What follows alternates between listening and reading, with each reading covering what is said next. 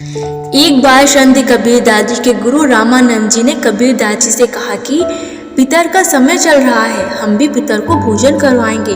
आओ कहीं से दूध का और खाने पीने की सामग्री का इंतजाम करो। कबीर दास जी ने गुरु की कही हुई बातों का पालन किया। दूध और खाने पीने की वस्तुओं के इंतजाम में लग गए।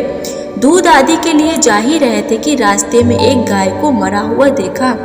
कबीर दास जी गाय के पास गए और मरी हुई उस गाय के सामने चारा डाल दिया और खुद वहां बैठ गए। काफी समय होने पर कबीर दास जी के गुरु ने सोचा, कबीर दास जी अभी तक क्यों नहीं आया।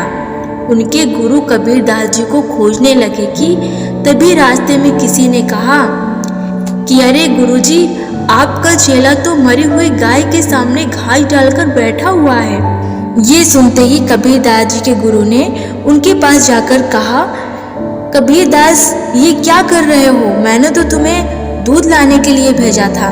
तुम यहाँ इस मरी हुई गाय के सामने बैठकर क्या कर रहे हो? और ये घास क्यों डाल रखी है?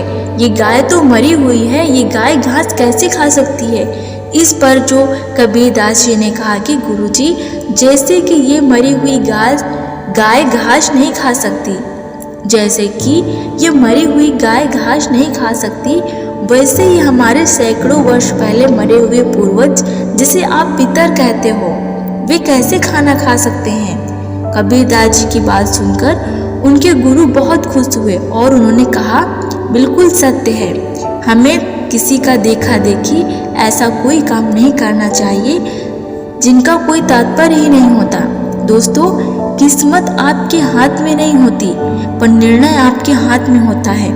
किस्मत आपका निर्णय नहीं बदल सकती, पर आपका निर्णय आपकी किस्मत बदल सकता है।